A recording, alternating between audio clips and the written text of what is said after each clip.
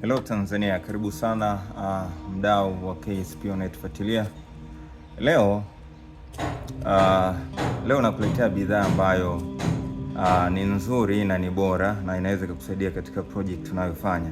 Wengi wetu tumezoea kutumia polypipe. Yes, inafanya vizuri ukitumia polypipe kama mainline, lakini leo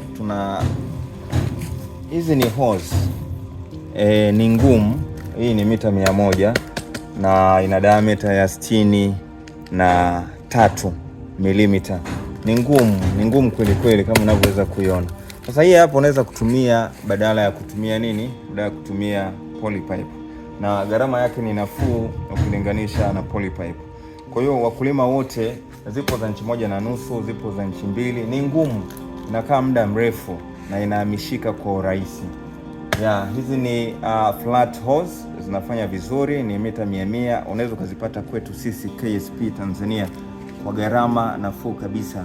Zipo mita 1.5, inchi 1.5, kuna inchi 2, lakini zinakuwa na mita 100. Karibu sana, tupo kwa ajili yako uweze kupata huduma bora. Na ukitumia hii, tofauti wake na zile polypipe zingine ambazo tunazifahamu labda class B, utofauti haupo, kwa sababu utofauti ulioko kwamba hizi ziko flat na zile ziko round.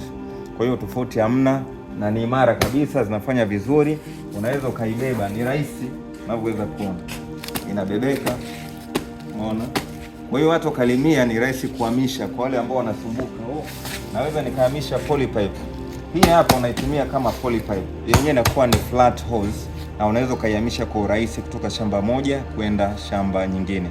Karibu sana, tuwasiliane kupitia nambari ya simu 0767406211. Hiyo nambari ya ofisi, na ukipiga utanipata mimi hapa kwa ajili ya kupata huduma bora zaidi.